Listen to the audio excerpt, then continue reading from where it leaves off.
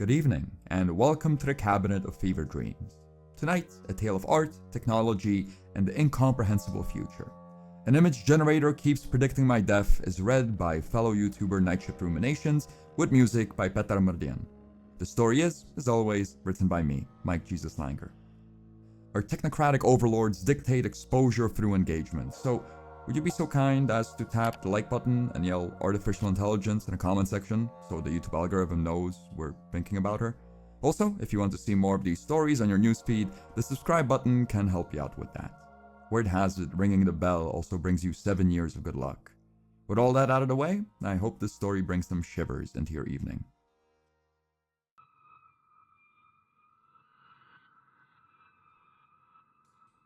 I still remember a time when the internet had a distinct metallic sound. I miss it. If I could pull the hands of progress back to when cell phones were a luxury good, I would. If I could avoid a place like this, filled with digital strangers and computers masquerading as people, if I could sit in a bar somewhere and speak to another human being about my problems, I would. But I can't. I'm typing this out on my phone with my back pressed against the front door. I've locked it, I've put up the chain, and even turned the key on the ancient metal bar. My windows are covered up by furniture, and on the off chance that someone or something manages to get inside, I have my sharpest kitchen knife ready. I just don't know if any of this will help. I've called the police and they've hung up on me. I've called my brother and he insists I've lost my mind. I've reached out to countless others who I considered friends, family even. Yet they all consider me mad. All I have left is you. I'm starving and drunk and terrified, and all I have left is this chorus of faceless strangers. Come morning, I doubt I'll even have that. I've never been one for tech or the internet. I got my kicks from painting, hiking, and getting drunk on the beach. My brother, on the other hand, was a computer junkie back in the floppy disk era. When we got out of our parents' place, I stayed in the arts, and he went over to the States to work tech. He moved halfway across the planet, and we weren't particularly inseparable to begin with. I lived my life doing odd jobs around Prague, and he went on to become a project manager somewhere off west. We'd see one another every couple Christmases if he decided to visit the family, but aside from a dinner or two, we never really spent any time alone. We were two adults with differing interests, and our lives had very little in common. There was no malice towards him from my side, and I presumed that there was no malice from him towards me. With everything that's come to pass, however, I do wonder. I wonder whether my brother doesn't secretly despise me. He sent the first email a couple of months before the pandemic, short and to the point. One of his associates was working on an AI image generation program that could one day replace artists. He thought I might be interested and included a key for a beta test. Back then, I was working as a lecturer at a private university. I had my hands full with teaching, and when I wasn't teaching, I was busy with personal projects. I let the email sit for a couple of weeks. Not out of malice, I was just busy and it didn't seem important. When I finally did click the link and open up the artificial intelligence, it seemed like a joke. I typed in dog, and half an hour later the computer spit out a blurry image of a brown blob. I tried a couple more simple requests, like boat or cow, and all the image generator returned were vague shapes that took an eternity to manifest. I answered my brother's email with an assertion that his associate was a fool. Computers were tools. They could never replace a human hand. It took me a couple of days to write back, but my brother's reply was instantaneous. He said I was wrong. He said it would take a couple years, but that AI would surpass the skills of regular artists. He was willing to bet money on it. That's why I think he hates me. Because he made it all a bet. Had he simply made the assertion, I would have shrugged and moved on with my life. But my brother knows the sort of person I am. He knows that I never back off from a bet. We agreed on a decent chunk of change in 3 years. Aside from the emails, we never spoke a word to each other. It wasn't until I called him in a panic today that we spoke about the AI. My brother's second email came in May of 2020. My life situation had changed considerably by then. Most of the students I taught were internationals who had moved to Prague for the university. When classes moved to cyberspace, attendance took a sharp dive. Eventually, so did my hours. I had always avoided social media up until then, but with nowhere else to find work, I started offering commissions. Not a lot of strangers took me up on the offer, but back then plenty of friends were willing to throw some cash my way for a portrait or a landscape. With my commission workload full, it took me a couple of days to get to my brother's email. When I did, I wasn't impressed. The blobs which the AI produced still lacked any coherent connection to the prompts I had delivered. The dog had 8 legs. The house was just a big green smudge, and any attempts at landscapes were just dark screens. I wanted to reply to the email, but the thought completely slipped my mind. Once it slipped, it disappeared. For months, I didn't think about my brother or the AI, but then, around the fall of 2020, my brother sent me a third email. The stream of commissions from friends and family had long dried up, so I wasn't particularly busy when I got the message. With nothing else to do, and the world outside too stressful to watch, I clicked the link immediately. The new version of the AI was far from perfect. The rendering time ballooned up to over an hour, and the images produced still looked like something drawn by a toddler. But the images had shape. Somehow, through mere text, the AI was able to unearth primal depictions of simple objects. That's when I started to worry. I wrote back to my brother, asking him how the program worked, but he never replied. He left me alone with the AI to stew. I tried to push it out of my mind. I tried not to think about what difference a couple of months of development would make, yet every other night, I would find myself testing out new prompts. The results weren't impressive, but I had enough of an imagination to know where they were going. Around spring of 2021, I received a 5th email. The link attached confirmed my fears. The software was making radical leaps in quality. Image generation boiled down to a crisp 15 minutes, and strange digital smudges were an exception rather than a rule. More emails came in throughout the year, but they were all a blur. The AI my brother was sending me updates about wasn't the only one on the market. Midjourney, DALL-E, countless others, month by month, I would see more artificial art pop up on the newsfeed hellscape where I would look for work. I was still getting commissions, but they were few and far between. The price of everything was going up, but the wages for putting a brush to paper stayed the same. My brother's last email came in a month ago. It simply included the link to the latest version of the beta test, and a quick message. Don't worry about the money. Something tells me you'll need it.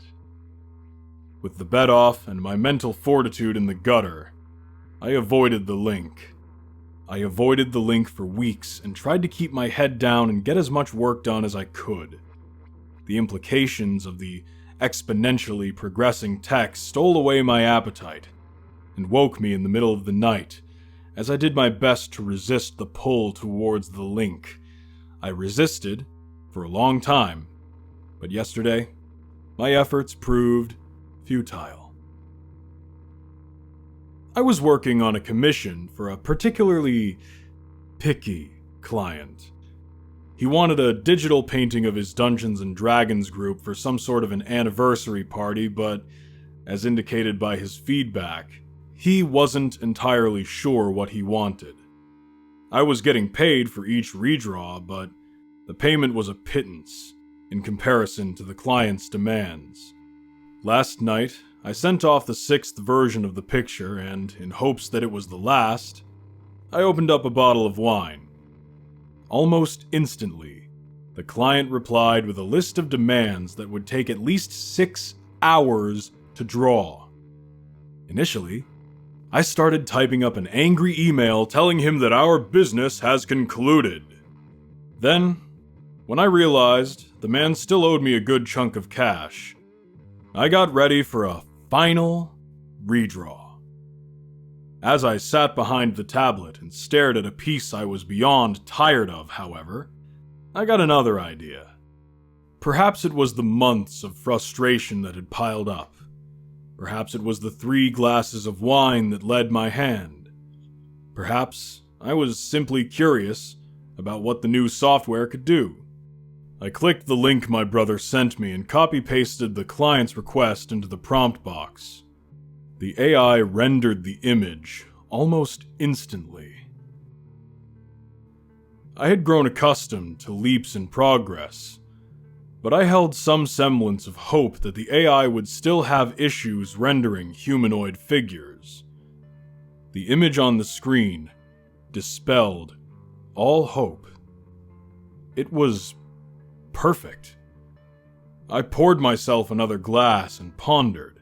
Passing off the AI's work as my own was immoral, but so was making a freelance artist do 6 different versions of the same drawing for pocket change. Once the glass was finished, I poured another one. A few healthy sips later, and I sent off the image to the client. When I was halfway through the 2nd bottle of wine, the client got back to me. He was more than satisfied with the new version and promised to recommend me to his friends. There was also something about a bonus in the email text, but by then my vision was far too blurred to read the message in its entirety. I was far too drunk and far too occupied giving new prompts to the AI. The art popped up on the screen with startling speed and haunting beauty. Whatever prompt I suggested to the computer, simple or complex, came out with the composition and skill of a gallery exhibit. Each piece of breathtaking art that rendered before me broke my heart just a little more, but I couldn't stop. I kept on drinking and kept on throwing new prompts at the computer. The alcohol mixed and fused my fear and anger and fascination into a cocktail of utter madness. As my fingers turned numb and my brain emptied of prompts, I got ready to pass out. Seeing all my years of study and practice be replicated by a soulless machine was simply too much for me to handle. Before I shut down my laptop, however, I put in one last prompt. Me. The system froze. For a solid 3 minutes, the AI remained unresponsive. Before I could find some amount of pride in defeating the machine, however, my computer started to huff and puff and render. The image came out much slower than the rest, but what the AI lacked in swiftness, it made up for in terror. On my screen, painted with haunting beauty, I saw a terrified man staring into a laptop. The initial render was distant enough from my face to keep me calm, but the more the image sharpened, the closer the likeness appeared. By the time the art had fully rendered, I was staring at my own terrified face. The man was tired and drunk and scared, and I wanted to believe that the AI had just taken a lucky guess, yet when the image was completed, the resemblance was unmistakable. The man's jaw was open in drunken awe, and soon my lips also parted. There was a scar on the man's chin. The same scar my brother gave me when we fought as kids. I was prepared to shut down the laptop and ignore the unexplainable image, yet, just as I reached up to shut the top of the screen, my computer took another deep breath. It started to render another image anew. From the rough outlines of the scene, I could make out my apartment living room. Somehow, without any input from my side, the AI was able to construct a bright replica of my cramped home. I watched in terror as an algorithm crushed all semblance of privacy I thought I had. I watched, and then, just as the image sharpened, I closed my laptop shut. I was far too drunk and scared and tired to interact with the future. What I needed was sleep. In the morning, I awoke with a devilish hangover. With my body completely drained of energy, I crawled out of my bed and opened the window to let in some fresh air. I thought I could lose consciousness once more and wake up as a human being, but my stomach disagreed. After rolling around in bed for what felt like an hour, I got to my feet and went to the bathroom to cough out stomach acid. It's on my way back to the bedroom that I first saw it. The window in my living room had been broken. Among the shattered glass sat a large stone. The neighborhood I live in isn't particularly safe. The broken window was definitely troubling, but with the pure strength of the hangover, I couldn't muster up the energy to care. I simply crawled back to bed and fell into a drained sleep. I woke up at some point in the late afternoon. The worst of the hangover had passed, but what remained was pure hunger and thirst. I made myself a coffee and started to get dressed for groceries. Before I left the house, however, I thought I'd check my email and socials for new commission requests. The moment I opened my laptop, I spilled my coffee. Right on the screen, hauntingly beautiful and absolutely accurate, sat a rendition of my living room. Warm afternoon light poured in through the broken window and illuminated the rough stone as if it were holy. The AI had not only regenerated my living room, it also predicted the broken window. Before I could even begin to make peace with the AI's soothsayer abilities, the image disappeared. The computer was rendering a new image, a street. Specifically, the street right outside my apartment. A man was lying on the floor with blood pooled around his head. A broken flower pot sat next to him with the soil turning the dry earth into crimson mud. It did not take long to identify the man.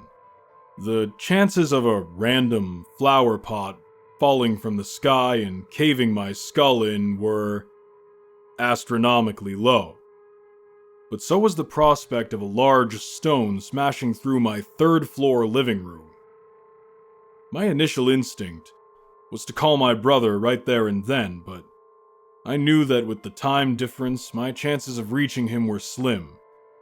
Instead, I fished out some crackers from the cupboard and satisfied myself on the water from the tap. I thought I had it all figured out. In retrospect, my behavior makes little sense. But then again, in my defense, my circumstances made very little sense as well. I figured since the image of my death that the AI generated took place in the afternoon sun, all I had to do was wait it out. I spent the whole day sitting around my apartment, occasionally looking out the window to the spot where I was meant to die. As the sun started to set and the sky turned a blood red, I found myself calming. The AI's prediction wasn't fulfilled. My skull remained unbroken, and even though I was starving and terrified, I remained alive. One look at the laptop dispelled all my joy. A digital rendition of me was still lying dead on the street next to a crushed flower pot, but the sun had shifted. The sky on the painting, much like in the flesh and bone world, was blood red. In the crimson light on the computer screen, I still lay dead. I stared at the screen as the sun outside set. The darker the outside world got, the less legible the picture got. When the streetlights finally turned on, the computer went blank. Nothing new was being rendered. I held my breath for minutes. And then, when no unpleasant surprises presented themselves on the screen, I ordered a pizza.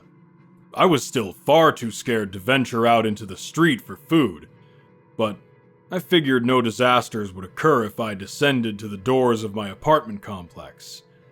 I patiently waited in my drained hunger as my Wolt app continued down to delivery. When the courier was downstairs with the pizza, my stomach ached so bad I nearly bolted out the door. Yet just as I got ready to leave, another image popped up on the computer screen. A familiar man with a scar on his chin sat on the steps of my apartment complex. He was slumped over, leaning on the railing, lit up by the streetlights, like a Renaissance statue wearing a hoodie. There was a bloody dagger sticking out of his back. I tried to convince myself that my fear was irrational. I tried to convince myself that there was no conceivable reason for the pizza delivery guy to murder me, or for a computer to predict my death. I tried to convince myself, but I couldn't. After a couple phone calls, the courier simply placed my pizza on the steps and left.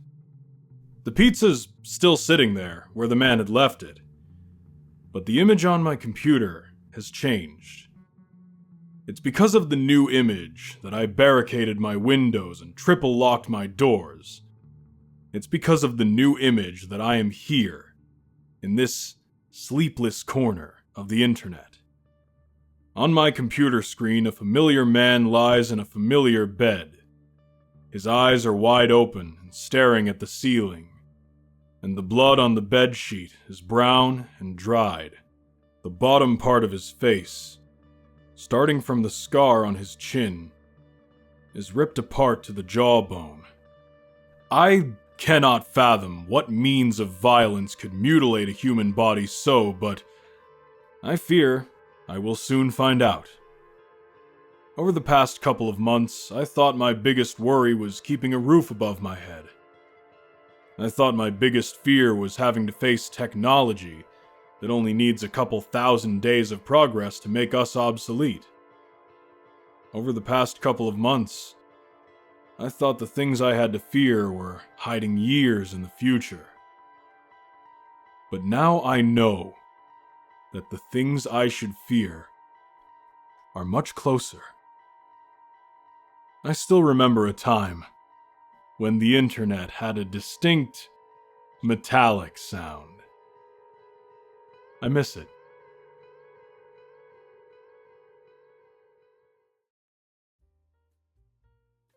Sup, ghouls? So there's been some developments on the channel, starting with the first teaser of American Ghost Hunter in Prague. It's out. Go watch it. It'll be a while till the first season is going to be available to watch, but I'm sure we'll have plenty of other trailers and teasers to share up until then, so stay tuned. Also, to complement the Friday uploads, I've started to mess around with AI-generated stories for Tuesday releases. Playing around with artificial intelligence has been equal parts fun and terrifying. There's still a handful of video ideas that I have that I definitely want to take a stab at. Coming this Tuesday, there'll be a special Christmas story compilation, so stay tuned for that. That's all the updates for this week. Apologies for the state of my voice. I went to a birthday party last night, and I may or may not have overindulged in scream singing along with the band and cigarettes. Thanks for sticking around, and thanks for your support. Hope everyone is safe, sane, and healthy out there. See you next week.